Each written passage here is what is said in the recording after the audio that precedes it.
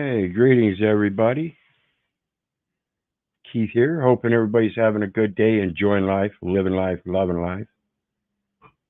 Got me a new mic, so please let me know if my mic is working or not down in chat. Anybody's there. And my apologies for not having the StreamYard link down there yet, but it should be there now.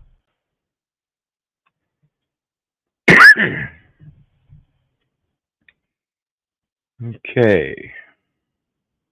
Well, let's do this.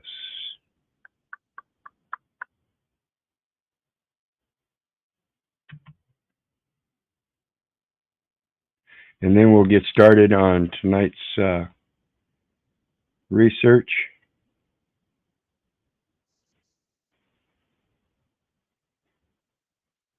Okay.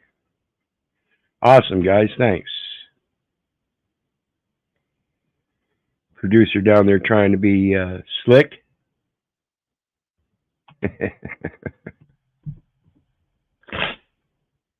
Okay, tonight we're going to talk about Authors Guild. And the reason I'm doing this one tonight is because evidently people don't understand what Authors Guilds are and how they work and stuff. So they had this issue with 18 different profiles. Trying to say that I'm a troll of some sort. But evidently, a lot of people don't understand how publication works. So we're going to talk about Authors Guild tonight, what it means, and a particular case from Authors versus Google. Authors Guild versus Google. 2015. We're going to take a look at a short intro to a case as it relates to what we're doing here on the internet and our creator content and what the claim is on it. Because don't tell me that. Don't tell me that. Somebody's saying that they can't hear me now.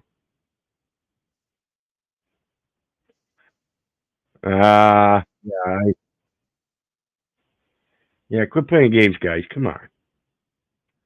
Anyway, links down there. Come on up on panel. And we'll talk. And what we're dealing with here is two simple words, folks. Two very simple words. Well, we already know what author means. It's the root of authority. So let's take a look at guild.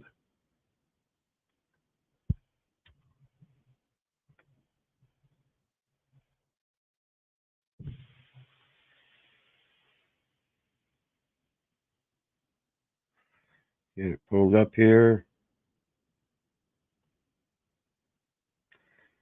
And guild, etymology of guild by Entom Online.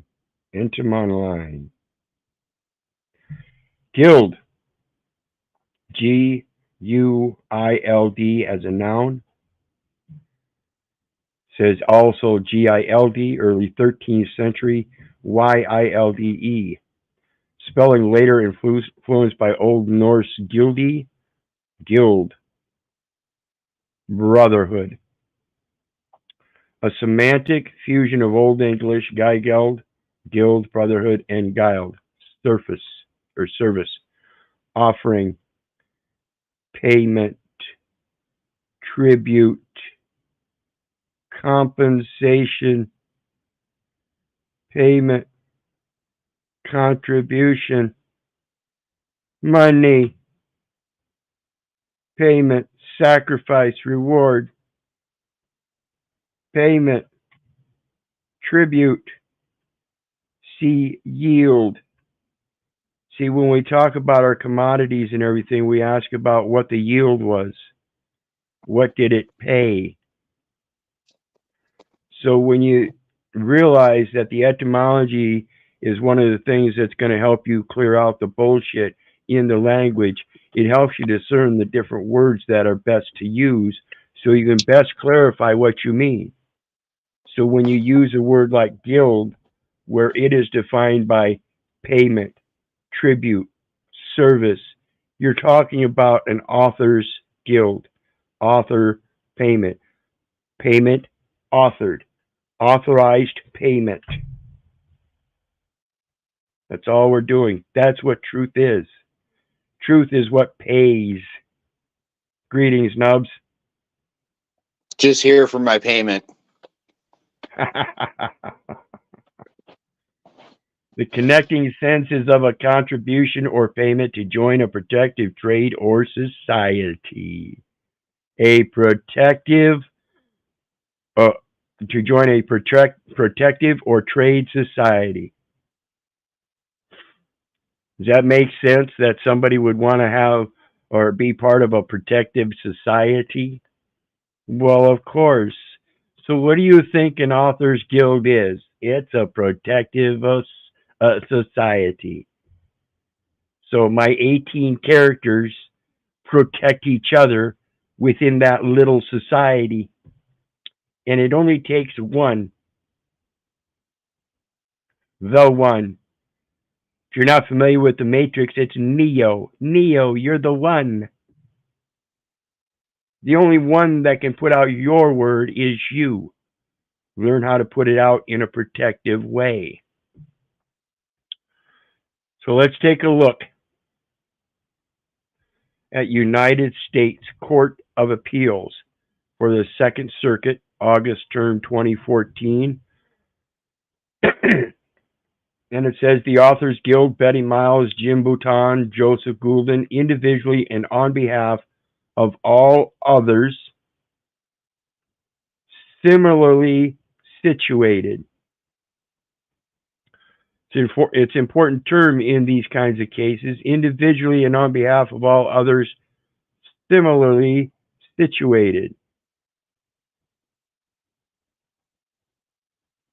Similar but not the same. It says plaintiff appellants who are authors of published books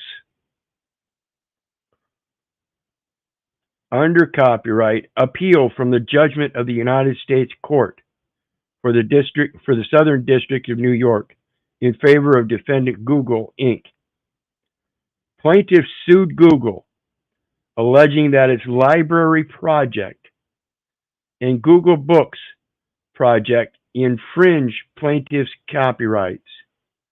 Through these projects, Google makes and retains digital copies of books submitted to it by major libraries, allows the libraries that submitted a book to download and retain a digital copy. Your customer service agreement on YouTube and StreamYard and all these other social platforms allow the same thing. They allow the site to create a digital download of all of the information you created. This is why isn't that digital plagiarism then? Absolutely. That's what we're talking about. When we talk about this content creation on the internet, these are publication sites, and they're using it as a protection for themselves so they can turn around and deny us our content that we create. Right. And when you realize that, you can put yourself in that position of the author and let them know they are not the author, they are the publisher. Right. That's it. They don't have a contract to publish. Facebook doesn't have a contract as a publisher. That's not their ISO code. Their ISO code is a social platform. As that, they don't have any right but to publish. But what they're doing is just like the signature thing. If you give them authorization, see where we're going? You gave them authorization. What is authorization? You gave them authority. Right.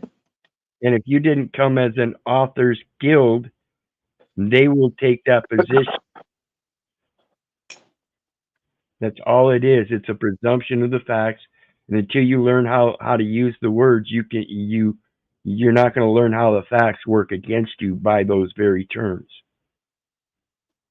So I suggest you don't authorize anybody to do anything in your name unless you know what you're doing and can make the proper claim to the material as a principal.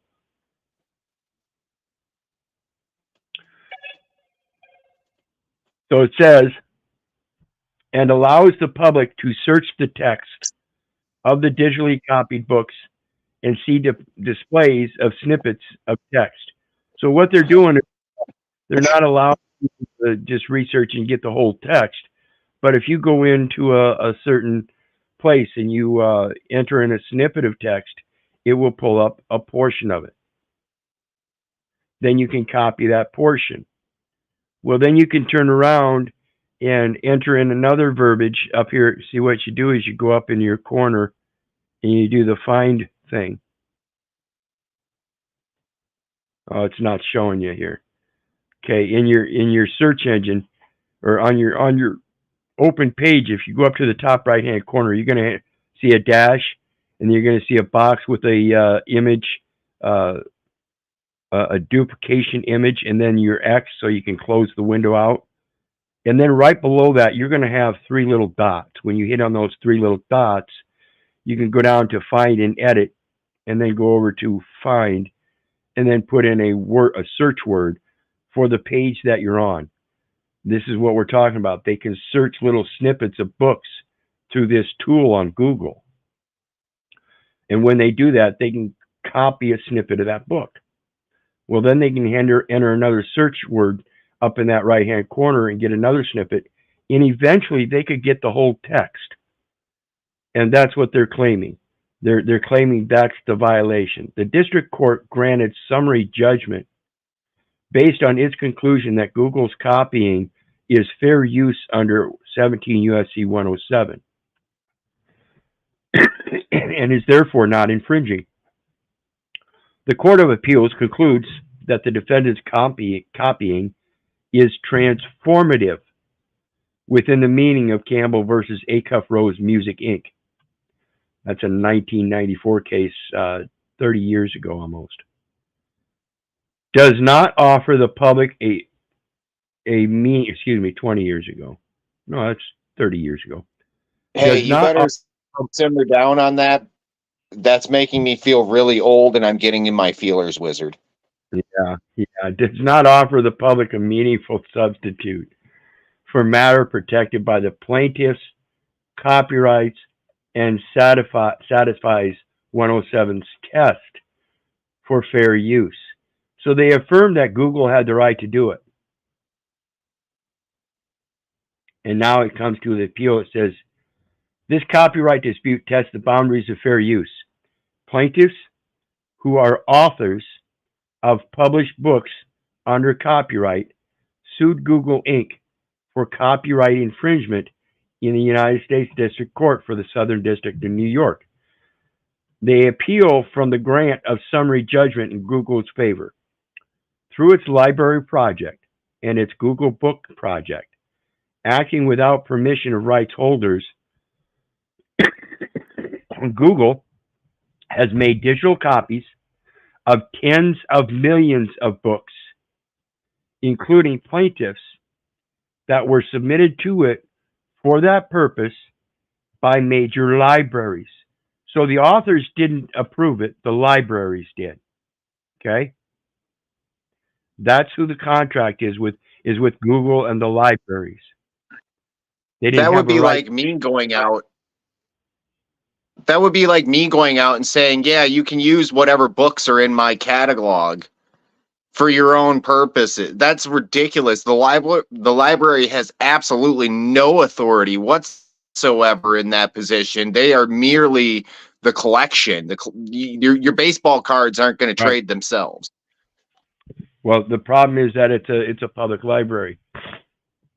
And they assume that public libraries operate different, but they don't when it comes to the copyright. You still have to have that permission. Just because you got it from a library that uses it for free education and doesn't rent the books out, doesn't mean you get to go get all the copies of the books from the library now and publish them. And that's exactly what they're doing. See, when it comes to publishing, that's the problem. They were already published. And though Google may be a publisher of information, they can't go getting information and publishing it third hand for advertisement purposes. Particularly if it's on a platform like it's going to explain here, that people can come in and distinctly copy portions and put it together, and then, like you said, use it for their own purposes in sales. You know, that's interesting that they use the word platform, because a platform and a deck are very different. One is attached to the house and one is not, and freestanding. Right. Which is really, really interesting, the verbiage they use. Like, if you really sit down and think about it, you can see the deceptive nature, because most people don't know what a platform is in that realm, I guess would be a good word for it. Yep. So this copyright dispute. Wait a second, Wizard. Do you know what the difference between a platform and a deck is? A deck is attached by a ledger board. Right. That's fucking crazy. That's fucked up. That big face board. What is it? A 2x10? Right. That's attached to the house and making it one structure, as opposed to an independent structure that has no support from the house itself. That's fucked up. And the ledger, what is the ledger but the recording of, right? Well, it's the allongement, it's the attachment, it's the enumeration. That's the attachment. Google has made digital copies. Yep, Google has made digital copies of tens of millions of books, including plaintiffs, that were submitted to it for that purpose by major libraries. Google has scanned the digital copies and established a publicly available search function. An internet user can use this function to search without charge to determine whether, one, the book contains, whether the book contains a specified word or term, and also see snippets of text containing the searched for terms. In addition, Google has allowed the participating libraries to download and retain digital copies of the books they submit under agreements which commit the libraries not to use their digital copies in violation of copyright laws. These activities of Google are alleged to constitute infringement on plaintiffs' copyrights. The plaintiffs sought injunctive and declaratory relief as well as damages. Google defended on the ground that its actions constitute fair use, which under 17 U.S.C. 107 is not an infringement. The district court agreed. Authors Guild Inc. versus Google Inc. Plaintiffs brought this appeal. Plaintiffs contend the district court's ruling was flawed in several aspects.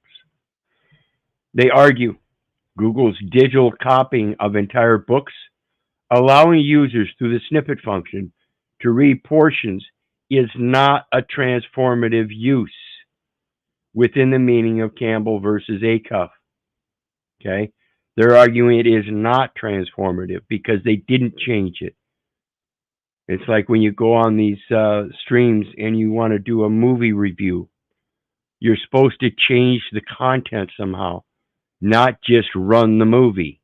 So what you do in a movie review is you stop it every so often and do a little commentary. Right, Nubs?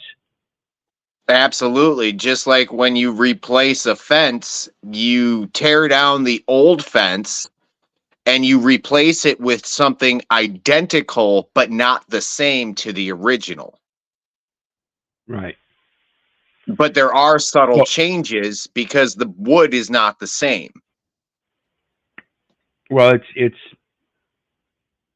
making sure that what you got is still intact, still leads back to the source, and you have your own little flair on it.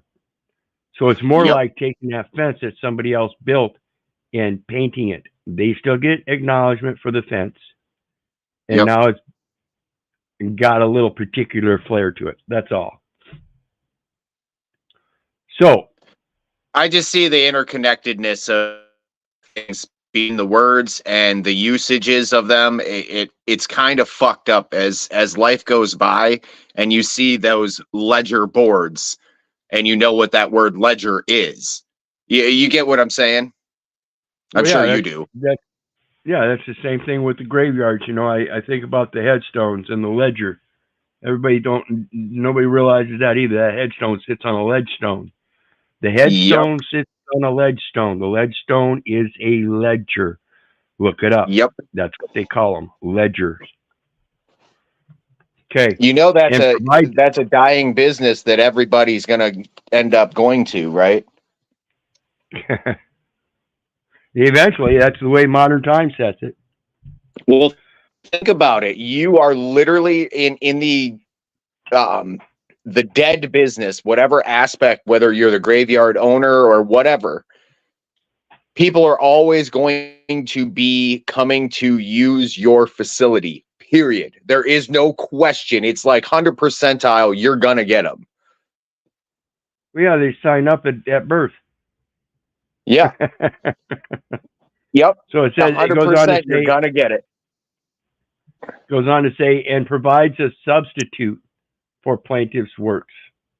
Notwithstanding that Google provides public access to the search and snippet function without charge and without advertising, its ultimate commercial profit motivation and its derivation of revenue from its dominance of the worldwide internet search market, to which the book's project contributes, preclude a finding of fair use. So they are, like I said earlier, they're using it for commercial purposes through advertisement. They're just not charging for the search function. They're using the material of authors to draw in the people that will then use the search function that will then drive the commercial advertisements from from the AI reading the search functions. It's kind of like a statistical element. It's going to keep track of everybody that comes in and hits that search function, and it's going to grab their IP address. It's going to go in there. It's going to find out what kind of statistical elements it's going to find out if you're a man, a woman, adult, a child, all of that stuff, as much as possible by the given parameters of the device that you're using, that they're connecting to the search content. So even if Google's copying and revelations of text do not infringe plaintiffs' books, they infringe plaintiffs' derivative rights in search functions, depriving plaintiffs of revenue or other benefits they would gain from licensed search markets. So they're saying that the search function that allows somebody to come in and search a snippet, put it down, and then search another snippet, and then eventually end up with their whole content, is allowing a place for people to come in and grab content for free that would generally be sold. Google's storage of digital copies exposes plaintiffs to the risk that hackers will make their books freely or cheaply available on the internet, destroying the value of their copyrights. And Google's distribution of digital copies to participant libraries is not a transformative use. They're just changing the material from one location to another. That is not transformation of the material, okay? And just because you cut it down through a search engine and only allow snippets to be taken here and there is still not transformative, because they can get the entire form in the form it was intended. And it subjects plaintiffs to the risk of loss of copyright revenues through access allowed by libraries. We reject these arguments and conclude that the district court correctly sustained Google's fair use defense. So what's your opinion on that? Sounds like a bunch of people that need to get paid for their work.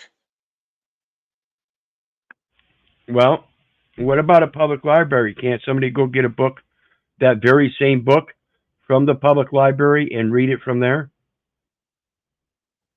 Yes, but there's not advertisements that are directed for you specifically or to diminish. So And not only that, but your book was purchased at some point if it's in a public library.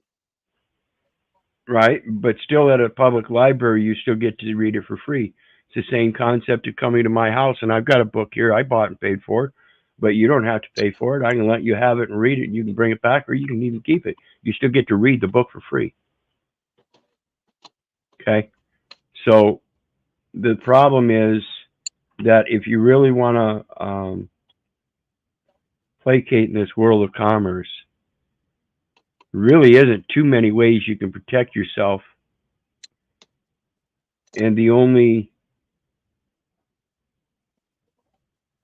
real source of revenue that one can have in something like that is the direct sales. So you have to be very careful who the direct sales are to, and if you don't want it out there in the public like that, you don't sell it to libraries. That's one of the things that you do as an author, is if you're going to write a writing for revenue, you make sure you protect it. That's what authors guilds do. Again, it's a protective society, not a commercial society. It's a protective society. And that's what we're talking about. And thanks, Hoppins. I appreciate that. I thought it was a pretty good stream too. Glad you were able to come over. And so what we're talking about here, Nubs, is coining one's words or pursing their lips. Again, one more time, it's not anybody else's responsibility to protect you. You have to learn how to be a big boy and big girl and learn what you're actually doing in life and quit just throwing things out there as if though you know and you don't. It all takes interpretation, and I may be wrong on the interpretation as far as Google is concerned and the court case there, but my thinking is that that's exactly how it's supposed to work. If you know that the library offers that all of them books for free, why would you sell your material to a library? You'd want to put it in the hands of somebody that's going to cherish it and treasure it and make sure to help protect it. This is the biggest problem with our society today when it comes to the national treasures. I don't know who people think the national treasures really are, but it's the people. So when all these government officials are sitting there trying to pose that their law is the law, I'm telling you, all they did was authorize other people to use words, and they're using those words against you.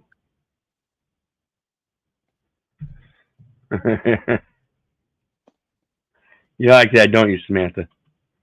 Anyway, go ahead. Not only did they use the words against you, but they use it to your extreme detriment without equal consideration. Well, that's only because you don't give it the equal consideration yourself by knowing the actual value of the word. That's why I do the etymology. And when we're talking about that, Hitler's Willing Executioners is a good publication if anybody wants to read it, because that's what we're talking about is the deep-seated cognitive dissonance of the language that's being used against us and people just doing their job. If you really knew what was being perpetrated against the people, you probably wouldn't be employed.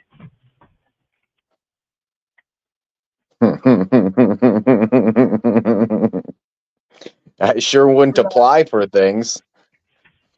Well, yeah. To beg. Every last one of them jobs you have requires an ID, and that ID is a publication that belongs to the state. And so it placates that you're going to involve yourself in that authors guild of publishing data elements for the state. And you shouldn't be doing that. If you're going to be authorizing anything, it should be your own writing. Pure and simple.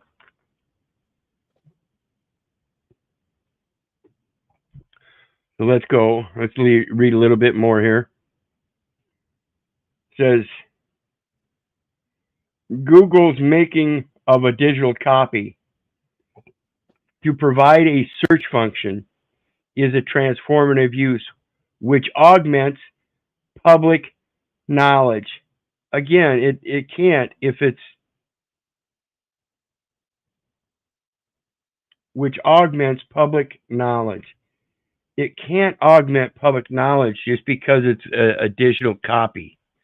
If it augments public knowledge, it augments public knowledge because of what the author put in it, not because Google took it and put it in a public library or got it from a public library and made it a digital copy of it. So the only transformation was from a library to a digital form, but that digital form is only because it puts it to electronic devices so that other people can pull it up and print it off.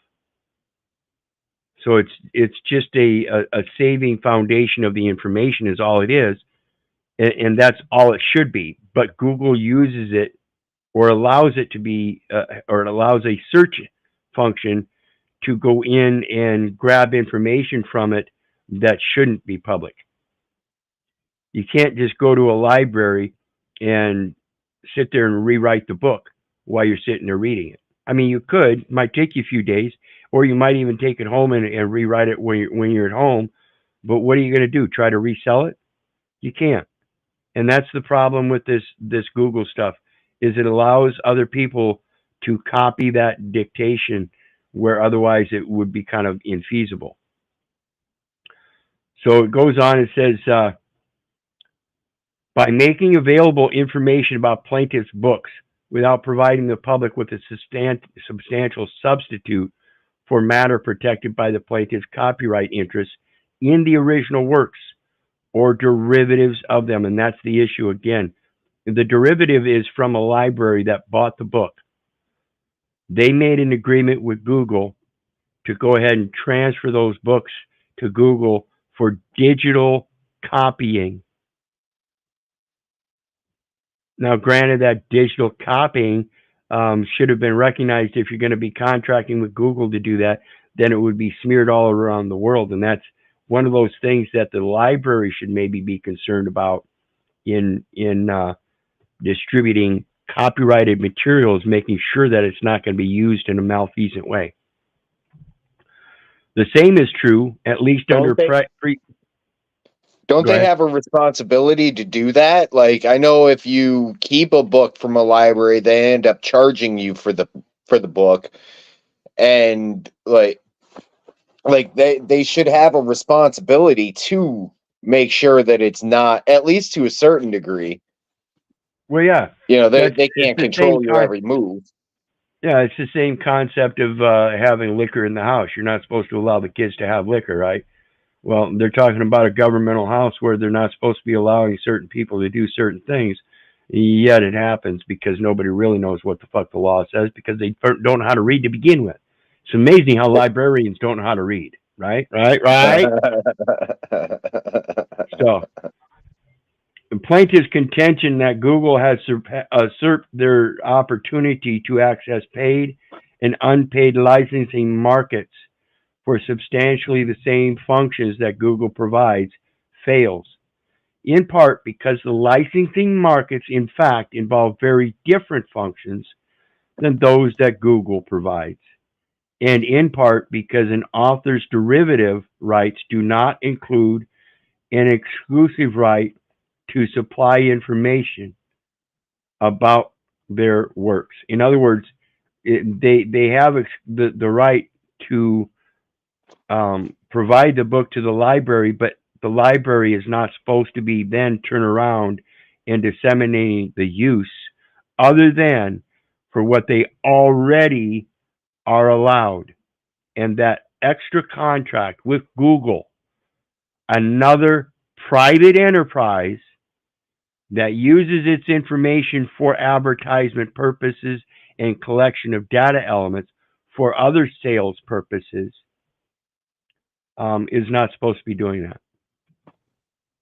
So it's So is not the public technically just on Google; it's on the libraries that are doing that. They're not set up to be giving information out so that it can violate a copyright. That's one of the paramount things about libraries. They're in the hands of multiple publications by many authors that are copyright protected, and that's the ultimate protection, folks. That library is supposed to be checking with the author first before disseminating that information. Go ahead, Nubbs. Wouldn't if Google is interacting with the public library, how is that not mixing public and private? Like, you're not. That's a big no. I mean, we had this fucking conversation earlier. You just don't do it. Like, how does that even work? Well, I that's know the it thing that does people work don't. because it's happening. Well, that's the thing that people don't understand. They think they go out in public and all of a sudden everything's public. No, you're still in your private capacity, and you can be within the public purview. But and just because you're doing something that might be look similar to what somebody else is doing doesn't mean you're both doing the same thing in the same capacity. Right. One might be traveling down the road and the guy behind him might look like he's traveling down the road too, but actually one is not licensed, the other is licensed. It's Well, about that copyright for licensing. it's just like what we were talking about earlier with the patron versus customer. The USPS has a different responsibility to a patron than they do have to a customer, Right. and it's in their verbiage. Right, and well, their verbiage is the words customer. You're the one that's going to customize it. You are not the consumer. You're going to customize things. So, whereas a patron is somebody that utilizes the services rendered. Yep. Google's profit motivation does not, in these circumstances, justify denial of fair use. Google's profit motivation does not, in these circumstances, justify denial of fair use. I don't see how it doesn't. If they're using a profit motivation of their own, and it's causing the loss of a copyright material because of the use of that copyright material to the copyright holder, then that is, in fact, a violation of copyright law. As a protection of revenues and derivatives of the original, this is why Samuel Clemens went to Congress and established the Generation Skipping Trust. His works were being violated because of publication availability in Canada. They got it to the market first before America. So the people in Canada, the publishers in Canada, were advertising to people in America to buy the books from Canadian sources because they weren't on the American shelf yet. That violated the contract that he had with American publishers to publish it in America, because now people were able to get the book in America before it was published in America, because it was published in Canada first. Just because you get the book first doesn't mean you can take advantage of sales in another market. The copyright protects the marketing licenses. Let it up to those Canadians to fuck it up. Thanks a lot, OTW. Canucks. Google's program does not, at this time and on the record before us, expose plaintiffs to an unreasonable risk of loss of copyright value through incursions of hackers. And this is not, I don't know why they would go to the incursion of hackers, because it doesn't take a hacker to do it with a snippet search tool. All you got to do is snippet, snippet, snippet, snippet until you get the whole thing, and you got it. And you've got it in digital form that you can turn around and send to your copier or printer and print it right up. And that's the violation. That's what I would have posed. Finally, Google's provision of digital copies to participating libraries, authorizing them to make non-infringing uses, is non-infringing. So we've got one company that goes to a library, says, "Hey, we want a digital copy of all your books." The the librarian doesn't know how to read. The guy that presents the contract from Google to get the information doesn't know how to read, and so they go ahead and they say themselves that it's not infringing because they're going to use it for this purpose. But it doesn't matter what purpose you use it if it allows for the digital copies to be used as a depletion of revenue from the original copyright. It doesn't matter what your profit motivation is. What it is the effect. Even though the intent isn't there, that just means it wasn't a crime. It means that the intent wasn't there. And you can place that as your intent is to create a digital library, but know in the background that your profit motivation is so that you can gather up information from the people that are looking for that information through your search function. And how I just don't get how this isn't blatant plagiarism, because if they are literally taking clippets from a book and you can go through and pull all of the clippets and have the entire book, there is no change to the digital copy, hence making it a copy as opposed to a original. Like Right. the courts are the courts have to be filled with retards. Well, yeah, it's people that are just slightly smarter than other people, and they're not really smart at all. It's just that they happen to be smarter than the last one. A lot of these people have no fucking conscience. They have no fucking thing in their mind other than, I need to make a paycheck so I can support my family. Nothing else matters. And Hitler's that's willing a sad state. executioners. Yep, and that's a sad state of a modern, right? A sad state of a modern people that know that their own dissonance, the way they're going today, is just a repetition of what's happened many times throughout history, and yet they're still willing to sit back and let it happen, professing that they care about their next generation, knowing what they're doing to their next generation. It's pathetic, really pathetic. Right.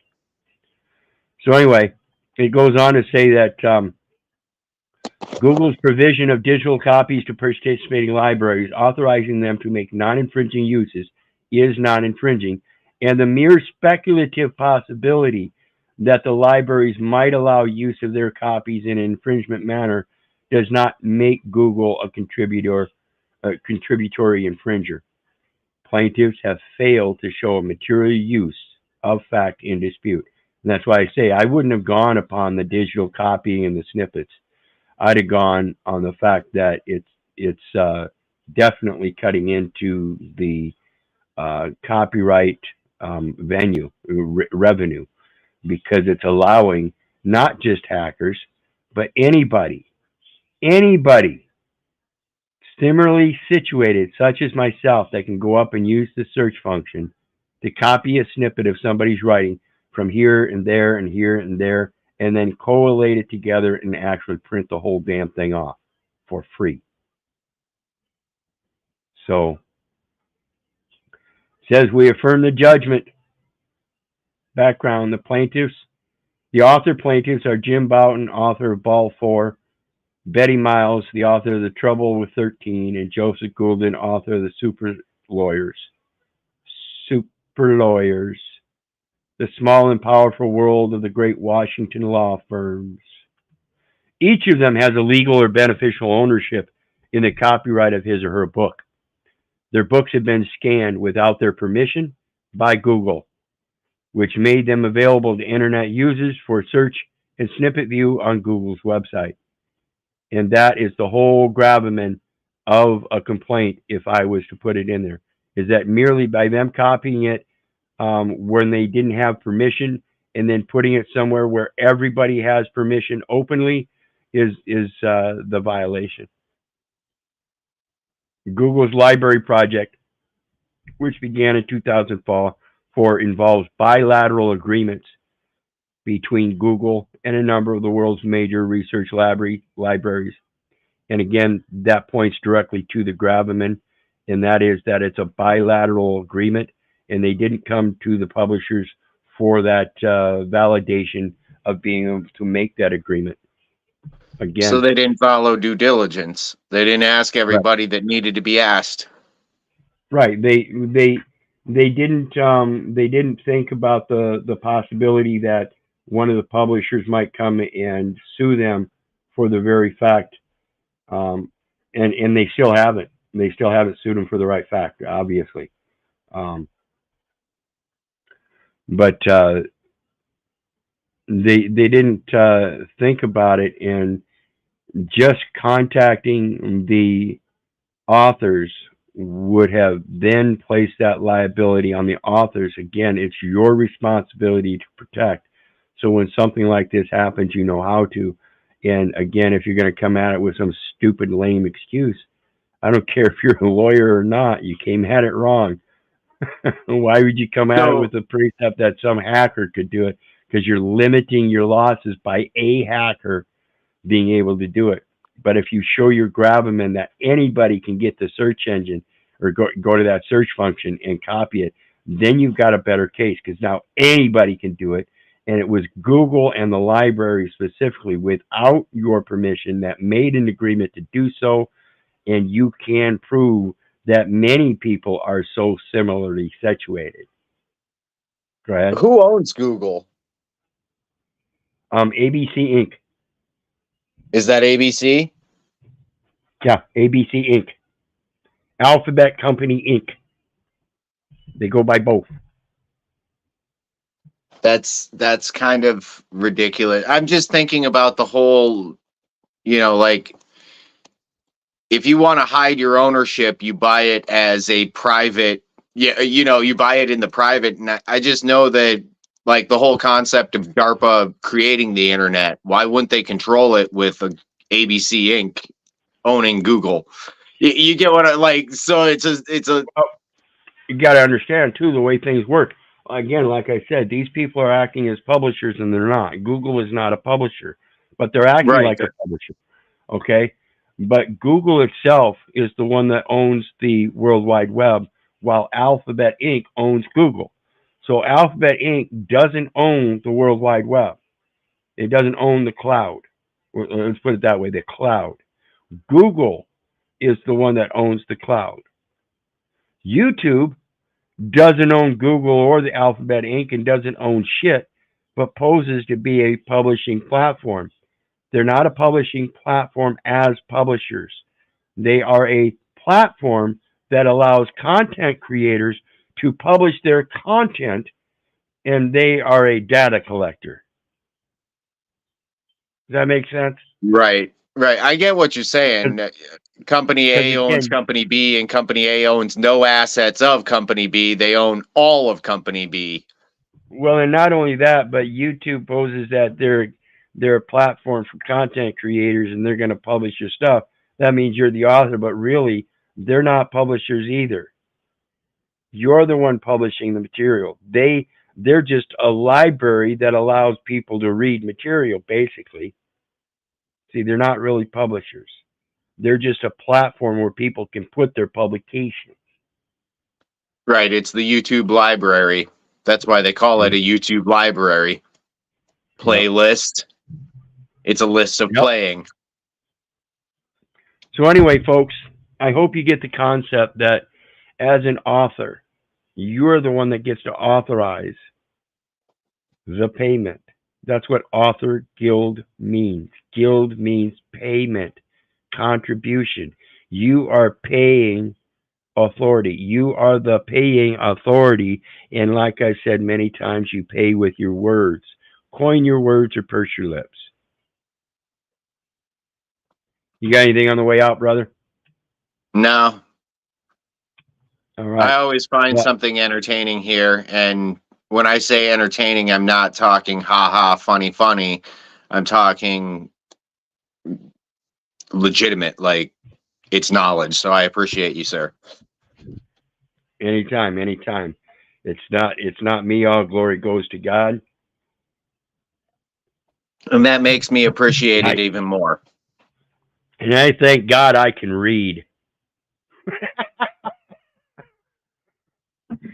So, not only read, but also understand that there's something inside that definition, and you understand the meat of the thing.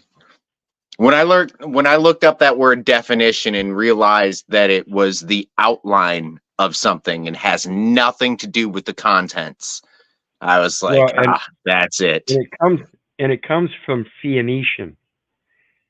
Definition. Deaf Phoenicians. So anyway, they can't hear well. I do want to thank everybody for your support then. And please hit the like, share, and subscribe button on your way out. There are PayPal links down below for anybody who wants to share some love. And so again, one last time, I love you.